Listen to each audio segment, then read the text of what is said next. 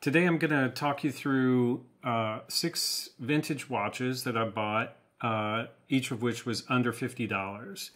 And they're all kind of unique and have special aspects about them. And I think that one of the really interesting things about vintage watches is what I like to do is buy these very inexpensive watches and then use my kind of limited watchmaking skills to clean them up and make them presentable, and then in some cases modify them or personalize them in some way. So each of these watches kind of has its own personalization built into it at this point, and each of them have been cleaned and re-lumed. Re-lumed is changing the glow-in-the-dark paint so that they can be visible at night. Each of them I've done that too, except for this number 6, which is new, and I haven't done it yet. I haven't decided what to do with that. So I haven't done anything with the movements of any of these watches. So I live in Switzerland, and there's a pretty good market for used watches, and there's not a lot of kind of turnover, as far as I know, of like, you know, people kind of trying to flip watches or whatever. So it's quite easy to find these very inexpensive watches that have not been cleaned or probably used for decades, and they're a nice opportunity to clean them up, and if they're running when you buy them, they're probably still going to be running for the next 5 or 10 years, as long as you don't do any damage to the movement when you're cleaning the case. So I've made other videos on this channel about case cleaning and re-luming and waterproofing, and again, all of these have had those 3 operations done to them by me, except for the 6th one here. So I'm going to start by just moving them so I can focus on one at a time. And this is going to be kind of in depth. I'm going to open each one, show you the movement, show you what it looks like in the dark with the lume, and show you the price that I paid, and talk about any changes or accessories that I've added to it, bands, straps, buckles, whatever. So I'm going to start with this Datum Geneve. This watch I purchased for 39 Swiss francs, which is approximately $39.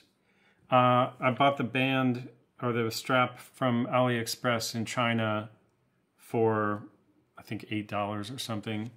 And the buckle, which is a vintage stainless steel buckle, I'm not sure where I got that, but yeah, I'm not sure where I got it, but I didn't pay very much for it. It's starting to, the date is starting to change here because it's 10:40 in the evening, and this has an ETA 2452 movement inside. So we'll. Oh man, do I have the ETA 24? I think I can use the ball to open this.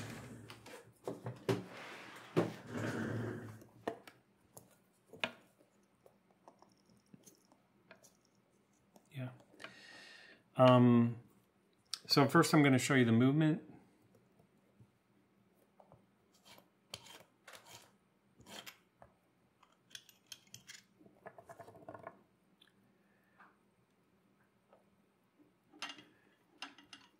So this is interesting movement. It's as you recall, the watch is called a Datum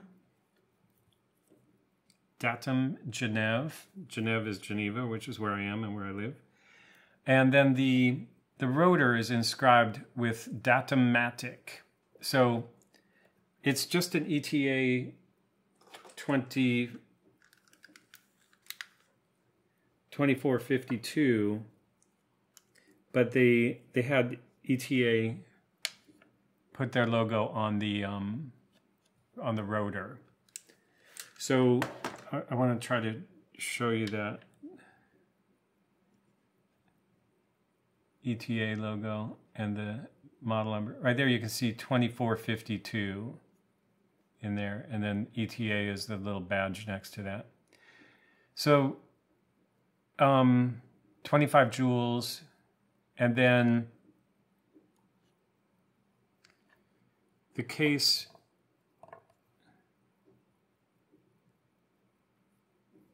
I'm gonna reclose it, so I'm gonna grab some CASEBACK grease for doing that. The gasket seems like it's stretching a bit. That's one of the risks of not greasing the gasket, is it will bind when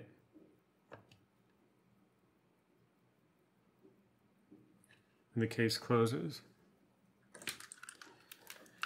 So I'm going to try to press the gasket into this .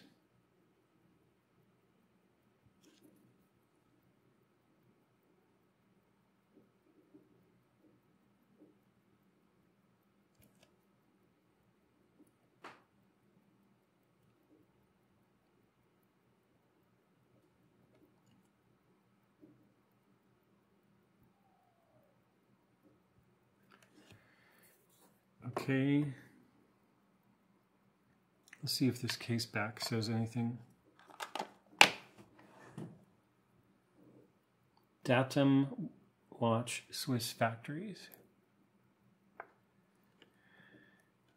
So the other thing about this,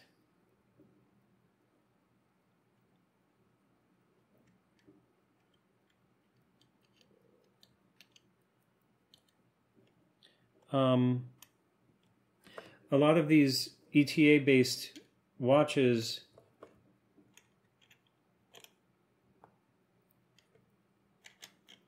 I had a feeling that was happening. The gasket kind of got displaced. So I'm going to try the other way around, just have it on the back and then screw the back in.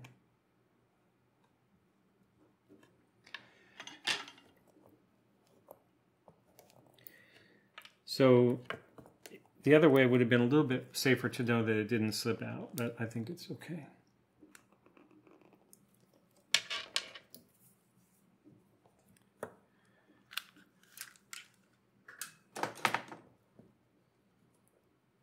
So the ETA 2452 preceded the ETA 2472, which I'll show you. One of these other watches has that. And 2452 does this kind of slow date change over the course of an hour and a half, and then it finally finishes at 12 o'clock and kind of clicks. But it changes gradually at first, and the 2472 snaps at midnight. So a lot of the ETA watches from this period, which is 1950s, 1960s, early 60s, they were kind of progressively making improvements. So the 2472 is almost the exact same as the 2452, but it has that has that improvement in the date changing quickly. Both of these have the date function where you roll the time back through from midnight to 9, and you can kind of quick set the date as opposed to having to go through every day 24 hours. You can go to past one date change, go back to 9, and then forward again to set the date. So the other thing is, as I mentioned, I re-lumed this, and this had been radium lume. When I bought it, it was radium. So radium is dangerous to work with, so I have a Geiger counter that I use when I buy these vintage watches to find out if they do have radium, and if they do, then I'm very careful with them.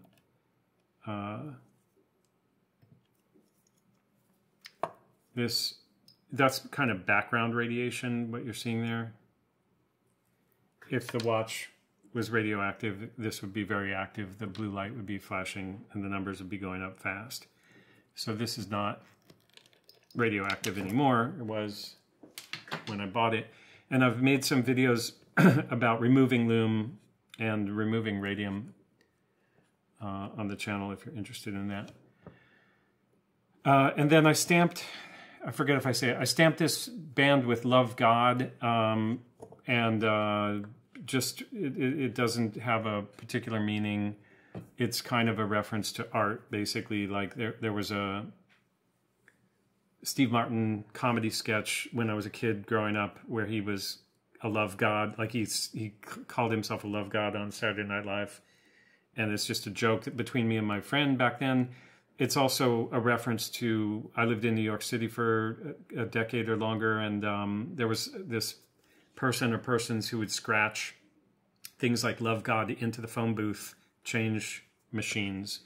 And so for me, it's a reference to God and to the jokes about Love God, and a reference to the payphone scratchiti artist. Okay, so again, that was $39, and there was, and plus $10 for the strap and whatever the buckle was.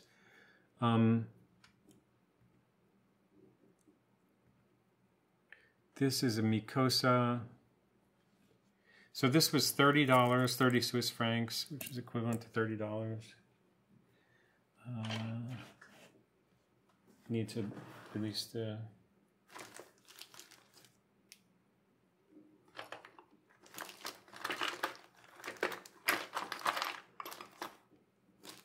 I thought I had the tool out for that.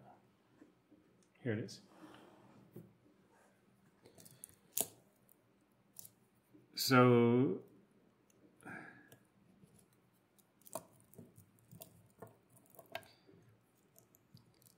this was a Chinese band that cost either 10 or 16 or $18 US.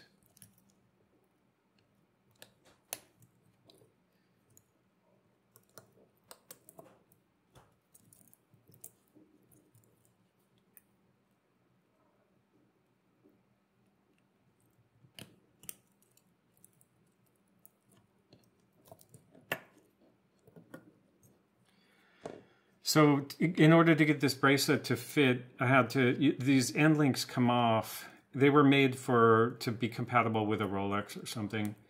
But they're, like I said, it's inexpensive Chinese bracelet, but it's fine, it's well made. I like the oyster style bracelets. And sorry, I just wanted to take this end link off to show you. So the end links, you can just modify these to fit with a grinder. Basically a Dremel tool. So these have been modified by me to fit this case, which is smaller than a Rolex, so you have to remove material, which is fine. And I think that's kind of the only modification on this, and even with that, it's still under $50. And that's not the right tool for that. So with this, we can use a tool to open it, which is this 2-point tool. You can buy these for a couple dollars on AliExpress.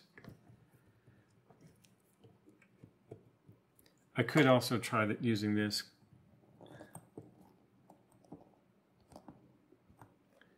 But I think this one's on tight. So I've been wearing these watches and swimming, and they are watertight. Okay, so the other thing about this is that I didn't really focus on the outside of the watch yet. This is a Helvetia movement inside the case. Let me just put the case on gently again. That'll be easy to take off in a moment, but so this is the brand is called Micosa, and I think I looked it up, and it stood for the Midget Watch Company, and at that time Midget was just like meant small, I think, like the MG Midget or the whatever cars, small companies, small things were called Midget. So it was the Midget Company Essays, which stands for Society Anonymous. And this has been re-lumed. I re-lumed the hands and the indices. I'm going to have to, I'll show you the glow in the dark at the end, because so I'm not constantly turning on and off the lights. I'll show you each of them under the, with the lume glowing when I'm finished. So 27 jewel, and then this is a Helvetia case, and it's a Helvetia movement. And I think the number's on there. See the H inside the balance wheel, and then there's a number there.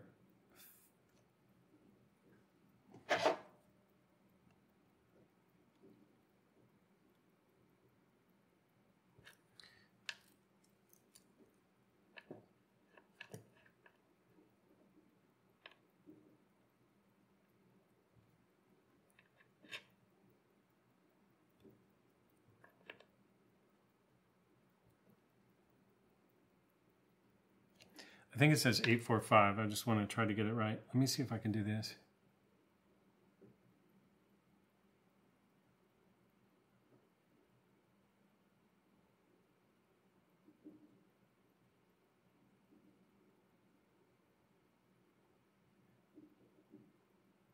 It's funny, it's always exactly under the...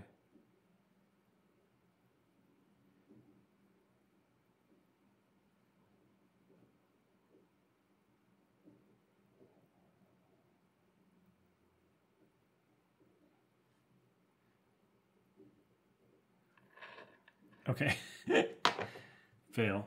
I have a microscope on the way to get into these smaller details.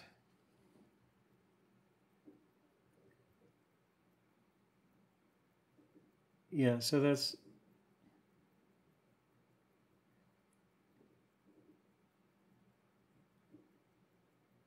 Helvetia 845.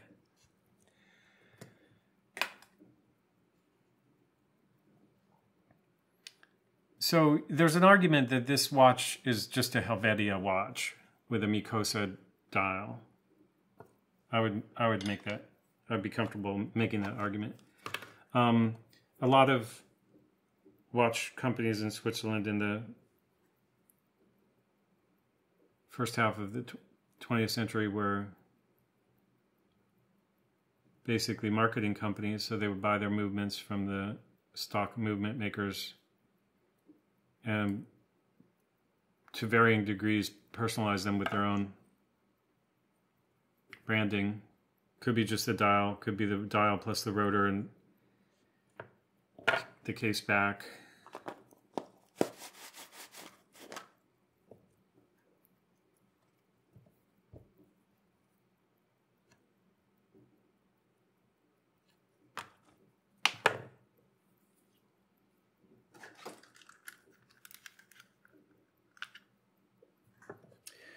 One thing I find really interesting and fun about working with these inexpensive vintage watches is that they are often very well preserved and they work fine, and you start to get a sense that there's not a big difference between a $25 watch and a $50,000 watch, or $1 million watch for that matter. When you're talking about vintage, I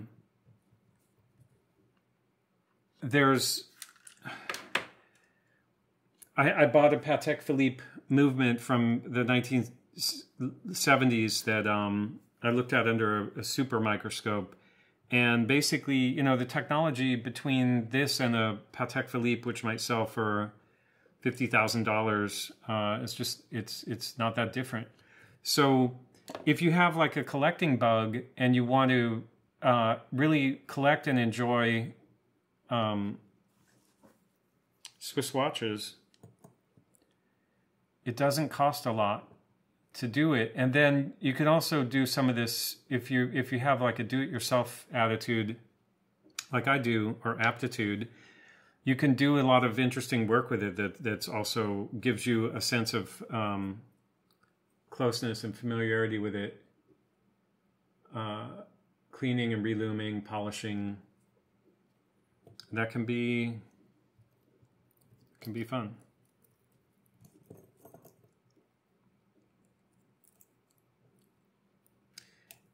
And then if you happen to fall in love with watchmaking, from doing those things, you can get even more into it and learn to really kind of clean and lubricate and really take care of vintage watches, which I'm trying to do, but more as an experiment just to see how hard it is than actually wanting to pursue that in any regular capacity. I like the idea of kind of demystifying these tiny mechanical things, just get a sense of my own sense of like, I understand these things, I understand how they're made, I understand how they work, and I'm confident enough to open them and clean them and maintain them. And then if there's a movement issue, or yeah, if there's a problem with the movement, you can just give up on it, because if it only costs you $25, or you can take it to a watchmaker. The thing is, in Switzerland, going to a watchmaker probably going to cost $500, $600 US just to have it cleaned and serviced. So I didn't talk about the front of the dial on this first of all. So this is as you saw from the movement that I just revealed, this is actually a Lanco. Lanco was a brand based in Langendorf, which is what this says on it. And then it says Schützengelenschaft or something under the hands there. And then this is a pin that also matches the watch, and it's the Pistol Shooting Club of Langendorf from 1942. So this was a watch that they made for their pistol shooting club, or Schützengelenschaft, which is just a shooting club on this logo. And then this is specifically pistol shooting. And you can see that it has the same logo. And the logo says something interesting.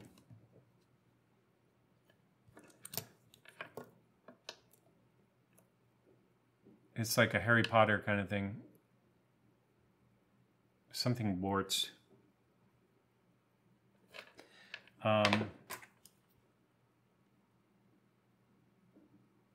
Vorwarts. Your warts.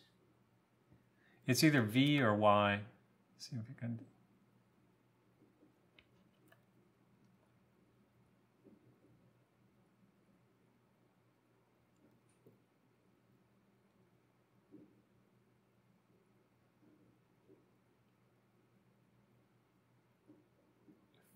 Your warts. Anyway, so we're gonna. Okay, so I bought the pin for $2 to go with the watch. So what's special about this watch is that Pistol Shooting Club was formed in 1942. Switzerland was neutral in World War II, but it was obviously in case things came to them not being neutral. And they have like a history of militia. The whole Swiss army, everybody's required to serve, and everybody has a gun after they serve, or all the men anyway. So the pistol shooting militia aspect of protection against the Nazis was a thing. So again, the Lanco was the name of the brand. The city was Langdorf, and Langendorf.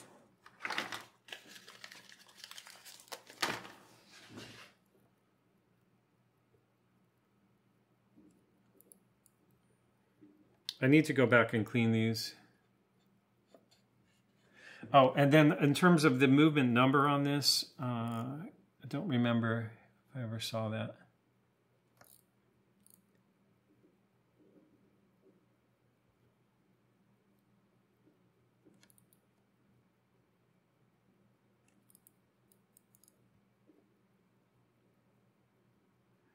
I feel like it's maybe on here somewhere else, but I'm sorry, I don't know the movement number on this.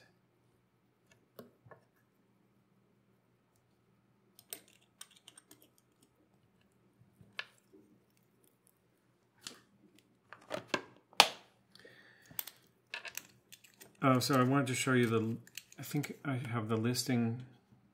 Yeah, so this was 27 Swiss francs / US dollars.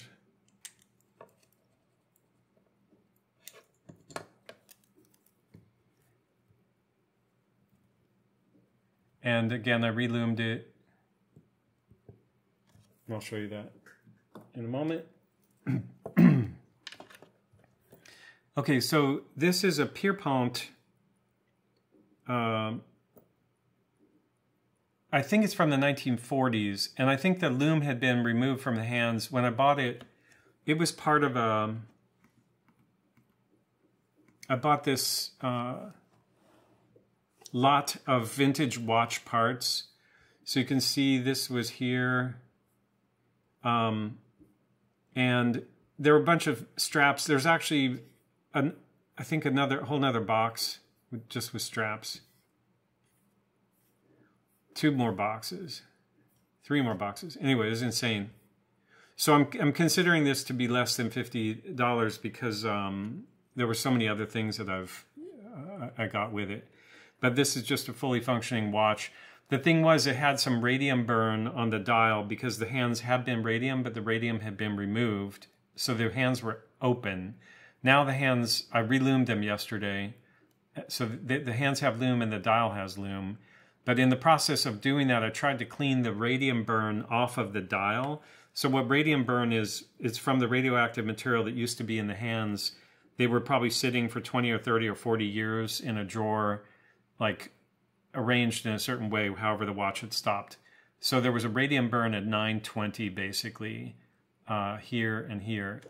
And I tried to clean that off, and as I got more and more aggressive with trying to clean it, I started destroying the varnish. And there's a video about that, how not to clean a dial or something like that will be the title of it. But that's like a long real-time video where I get into trouble with it. But in the end, I was very disappointed that I made it look worse and I ended up scratching it. But then I just wrote ARG on it as a funny thing to remind me. And it makes me laugh looking at it.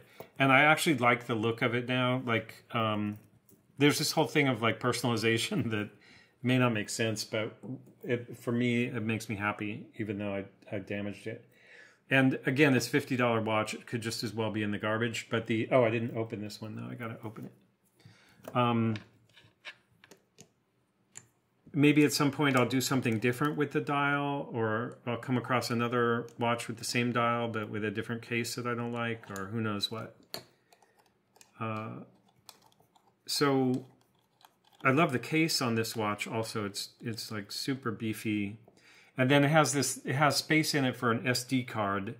So I just have an 8 GB dummy card in here right now because I need that card for the spacing of to keep the movement from moving around. And that's a little bit complicated, but when I bought this watch, it had a plexiglass or acrylic disc glued in the back specifically to press against this button on this inner case back and keep it from rattling. So I just removed that and replaced it with an SD card because I like to be able to put off data storage in the backs of watches. I think it's fun. No particular reason, but because you can get these up to 1 terabyte or 2 now, it's really interesting to me to carry around 1 terabyte of data in a vintage watch. So this is the movement on this, and then it has this weird kind of case cover, which could be anti-magnetic or it could just be what they use as a spacer. I think that this movement Was it in the listing for this watch? No. I feel like it's a FHF 55. Let me see if I can... That's just from memory. FHF 55. I looked on RAMF, and RAMF is this website that has a database of movements. And it didn't even have FHF 55. But if you go to this website, RANF, ranft.de,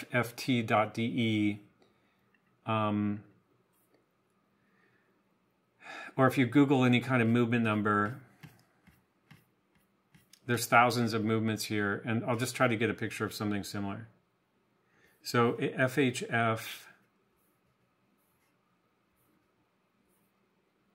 I wonder if something in the 500 range is going to be related to this. See the ones I already looked at here. So these are different, obviously.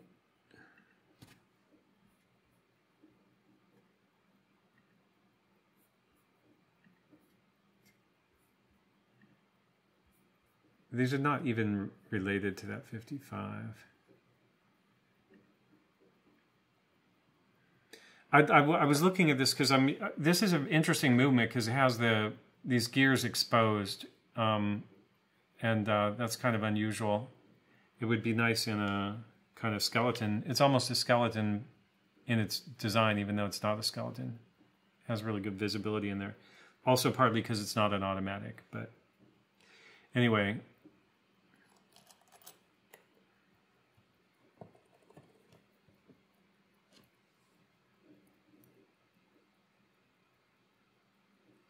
This also has a strap from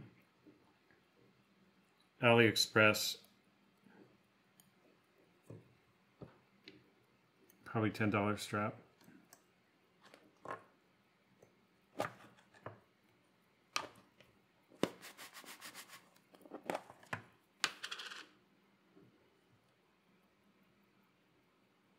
Is that right? Yeah.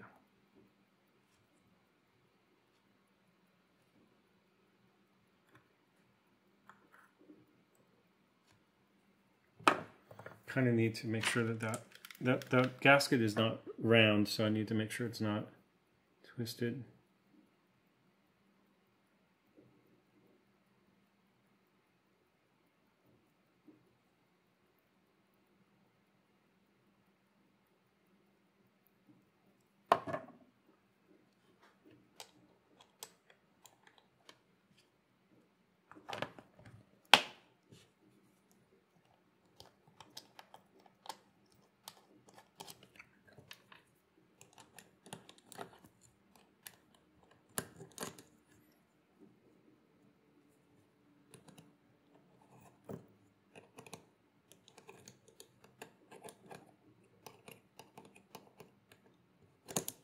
So I prefer automatic movements to manual movements, but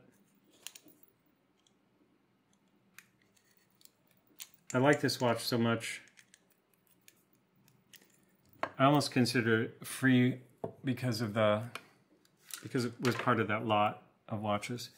The seller of this strap is called Mica, M-A-I-K-E-S, on AliExpress. Sorry about that. I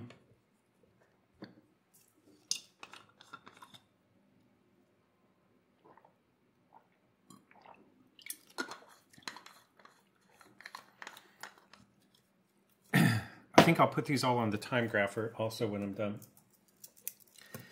Okay, next.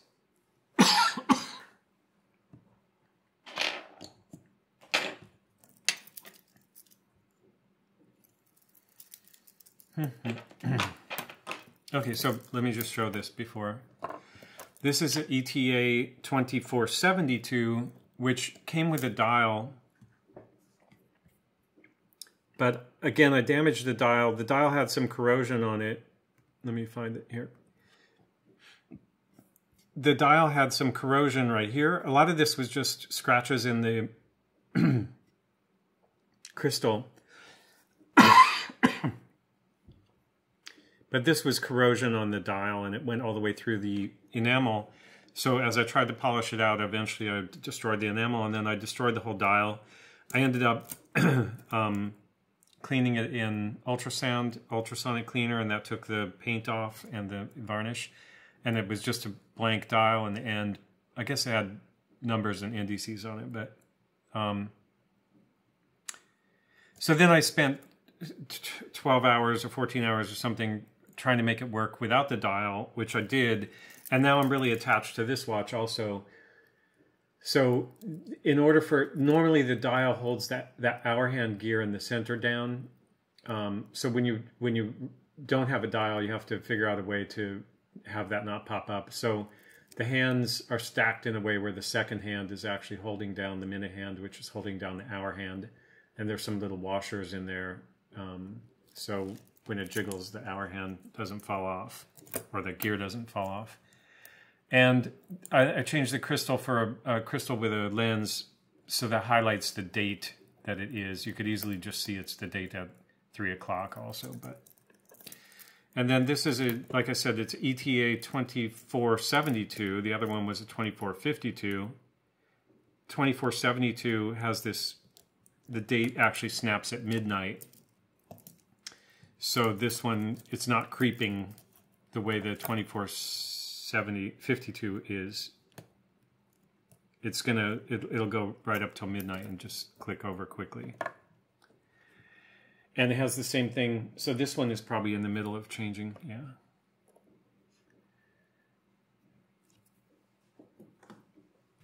So this one will snap at midnight and has the same thing of like, to quick set the date, you go back and forth between 9 and 12. Nice stainless steel case. The new crystal was probably $4. This watch was $25, and the strap was $10, so it's still under $50. The bracelet again was from AliExpress.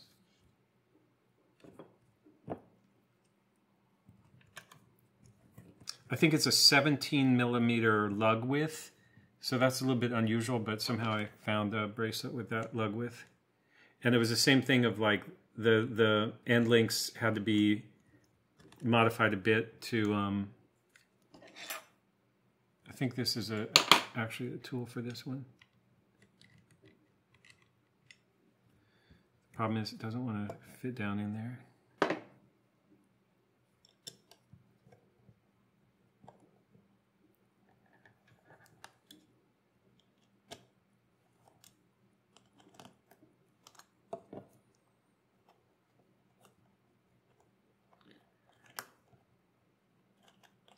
So there's a bunch of videos on the website, my website, on YouTube, this channel, also about this watch, which also has room in it for a SD card. This has a terabyte inside. And you can see the movement number here, ETA 2472.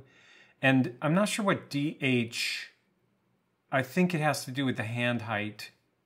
Because I did buy 2 of these movements and I changed some parts around to get the hand stacking I was telling you about.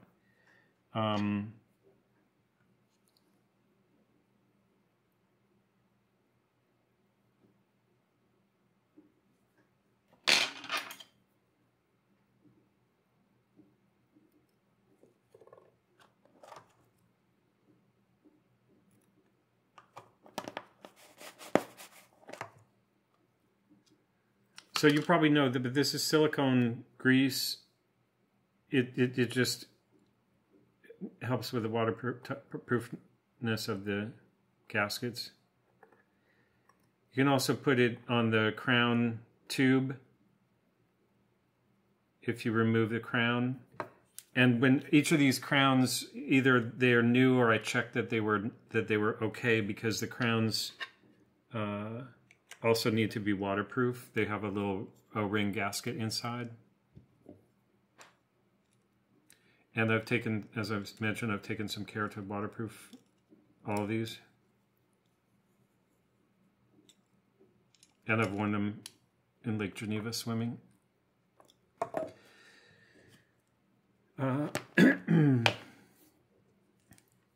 Okay, so that's that.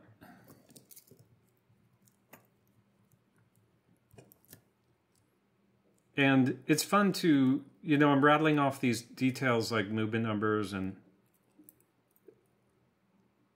it's fun to learn that stuff. I'm not sure, like if somebody just told you, oh, that's an XXX number movement, it doesn't seem to have any meaning, but when you start, is that right?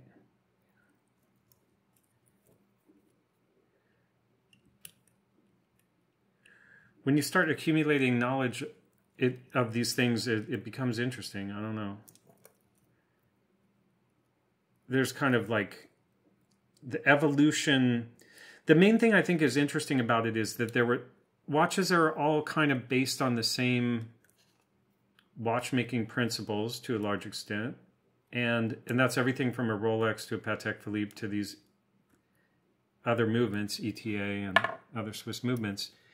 And they, there were some, you know, features that were patented by one company or another, quick set date functions and things like some of the kind of progressive improvements over time were covered by patents for a period of time. But by and large, there's just this kind of constant refinement of mechanical movements. And I'm not into the fancy watches, but even the fancy watches, like some fancy watches have really special, you know, movements that were designed just for them. Especially the super expensive super watches, which are really more objects of jewelry and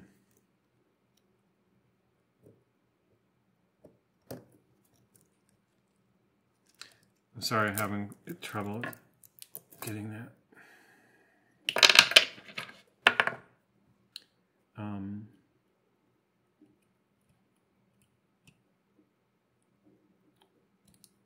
It's so hot and I'm tired now.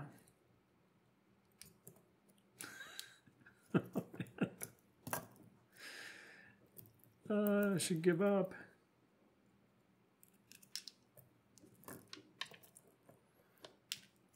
I'm not going to get any award for being the best YouTuber. Damn it. Or the best watchmaker.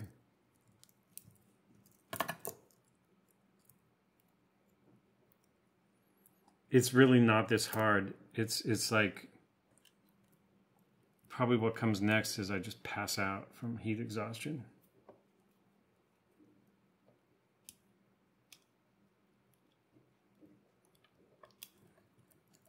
Come on.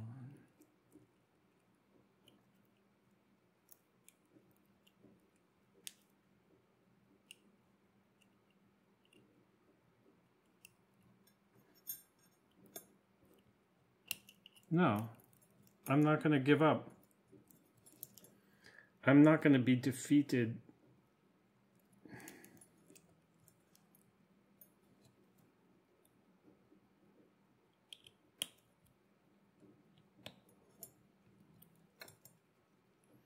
You know, part of the reason that I'm YouTubing is just to understand what that means, like what it's like to have a YouTube channel and to worry about subscribers and views and all that.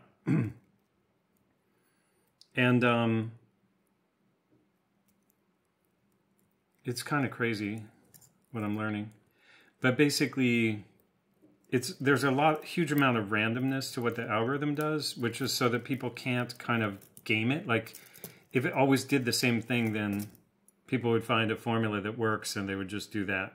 So it has all this randomness built in. So it's kind of more about making you do the work of making the videos. And then if you do that work consistently, it will reward you by promoting your videos, you know, but it's all this kind of like long, it takes a long investment. The algorithm's just stringing you along on purpose, even if your videos were great.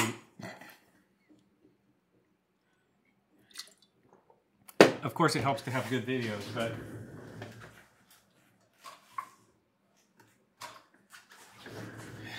it doesn't really care, the algorithm.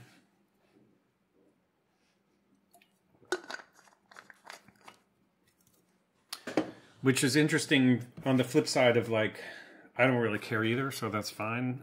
But the flip side of that is like, anybody who's really trying to build a YouTube channel these days just going to have to, you know, it takes such a long time to make money off of it, if you make any money, and even when you do make money, it's never worth the time that you put into it. So it's kind of ridiculous. Okay, so this watch, it has not been cleaned yet. This is a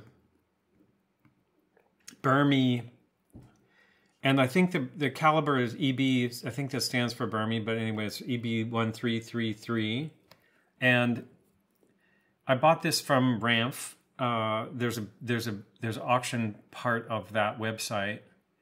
And I bought it because I have this Patek Philippe, this tiny Patek Philippe 16250 movement and dial, which is from a Patek Philippe Ellipse ladies watch, that I bought for $400, and I was looking for a case to put it in that was transparent. And this case is kind of amazing, but I don't think I'll use it for the Patek now because this Bermi watch is working, and it just doesn't feel right to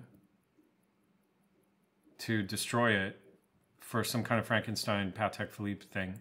So I'll probably figure out something different to do with the Patek Philippe.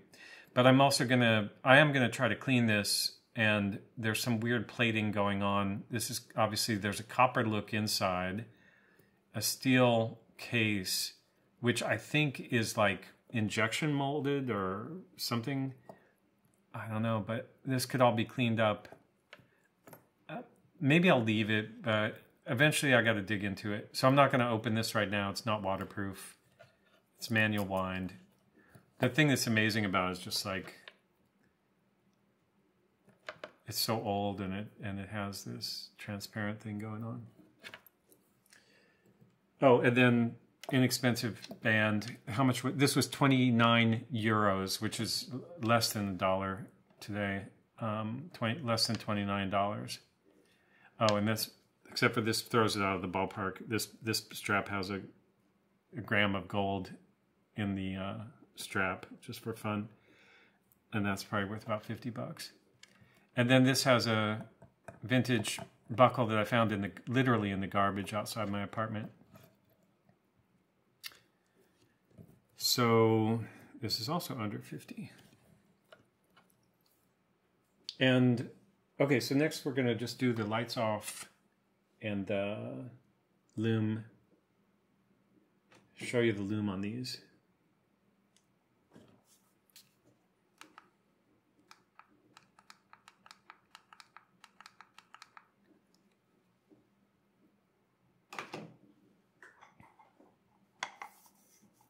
So in the same order again.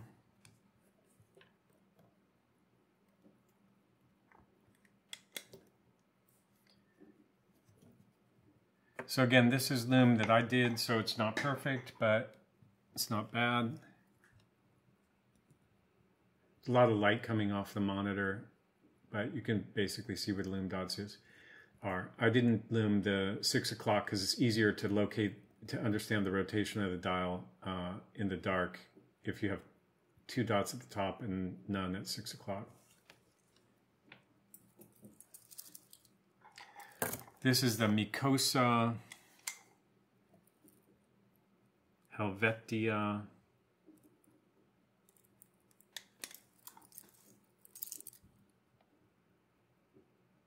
Same thing. There's kind of one big dot at 12 and nothing at 6.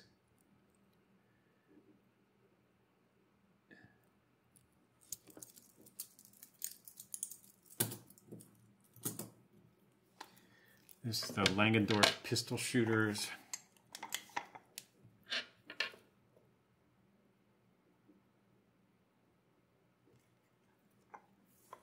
And this is interesting. This is how it was originally loomed, with those big loom dots at the odd hours. So, oh, and yeah, I can see the hands. They're almost too reflective here, but let's see if I charge it here. The loom dots are so bright that they kind of drown out the hands, but in the dark, that would be no problem to see that. You just have to figure out that it's only every other number that's loomed. Okay, and then the ARG masterpiece.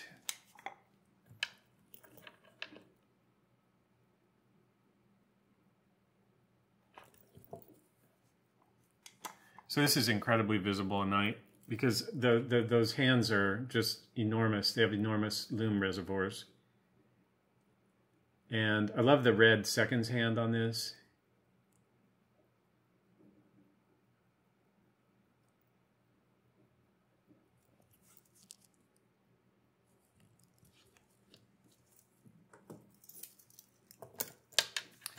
And ETA 2742,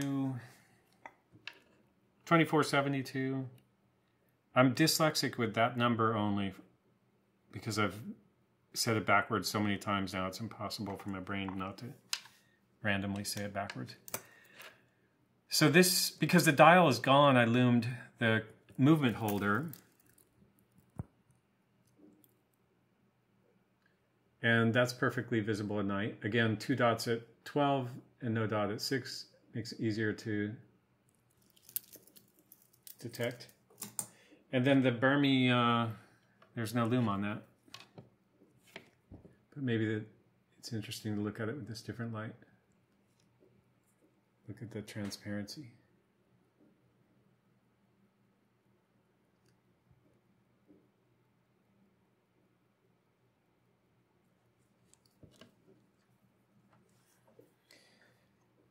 Okay.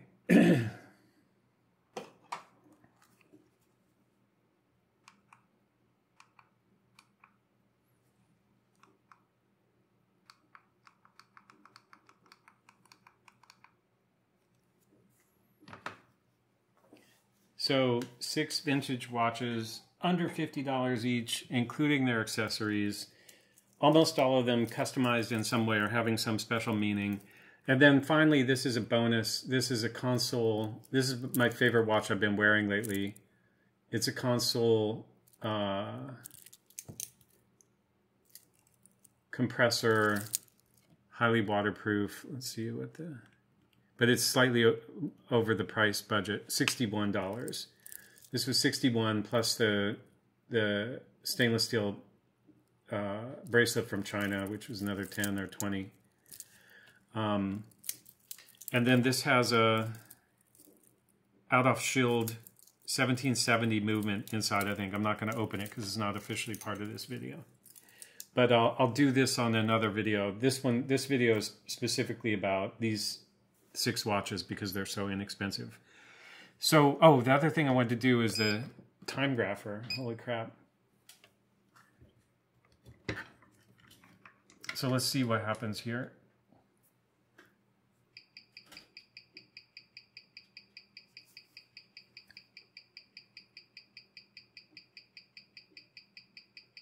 So this is the Datum Geneve. Minus 24 seconds per day, 233, 251 angle amplitude. Beat error is almost 0.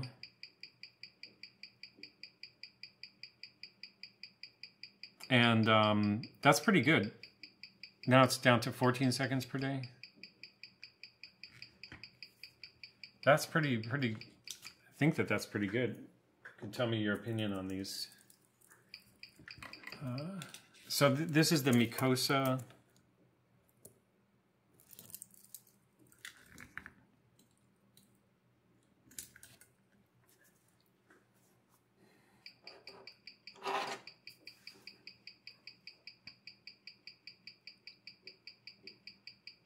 This is also very good. 9 seconds per day, 262, 3 millisecond.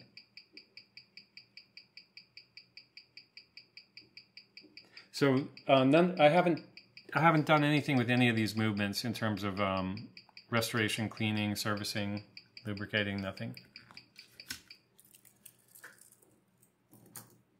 Langendorf.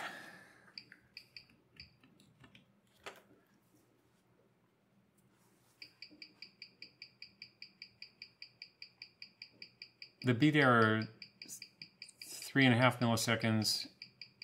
It's gaining 55 seconds per day.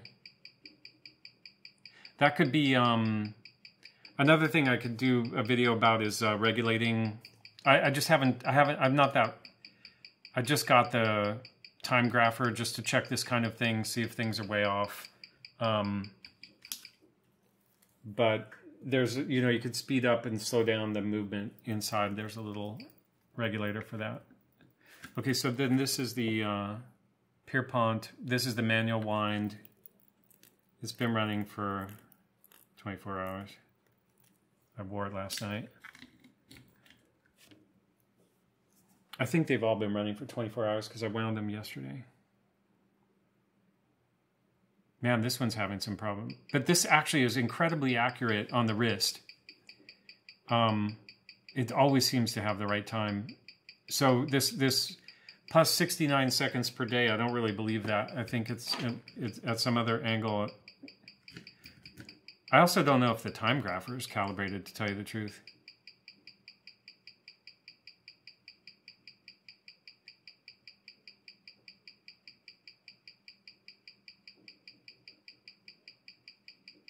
See, now at this angle, it's like minus, ooh, it seems to be going crazy.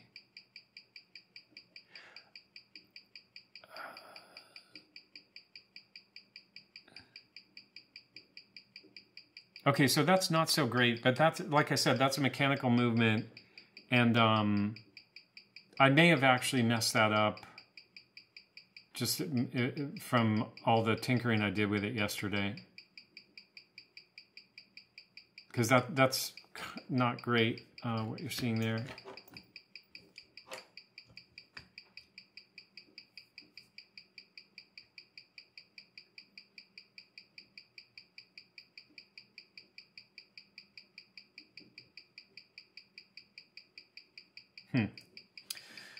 Okay, so that's another thing about, yeah, that one does, it doesn't seem like the performance is great on the Timegrapher.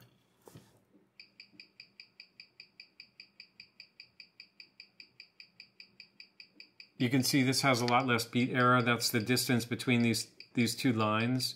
If it's 0, there's no distance between them. And then that's reflected here, the beat error, 1.2 milliseconds. That's like the difference between the balance wheels going back and forth, and if it spends more time in the counterclockwise direction than the clockwise direction, then that is the beat error. And the amplitude is the angular degree of the extremes in terms of that rotation, like 244 back and forth. And then this is what it would lose or gain per day in seconds at that angle if it was at that angle all day. But you know, there's this whole thing of like watches being adjusted to different positions because your wrist is not at the same angle all day. So this looks pretty consistent in terms of losing a minute per day, but again, that can be regulated as well. And the Bermi, I don't think I looked at this. The case is so unusual. I hope it can read it. Amplitude's a little bit low. That's a manual wind, very old movement, very small movement.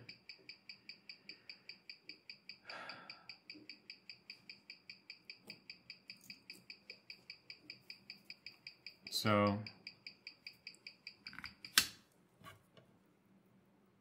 there you go.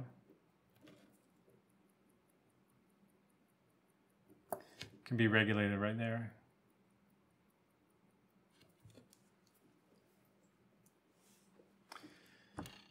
That's it. 6 vintage watches under $50 each. If you enjoyed this video, please like and subscribe and all that. And thanks a lot for watching, and I'll see you on the next one.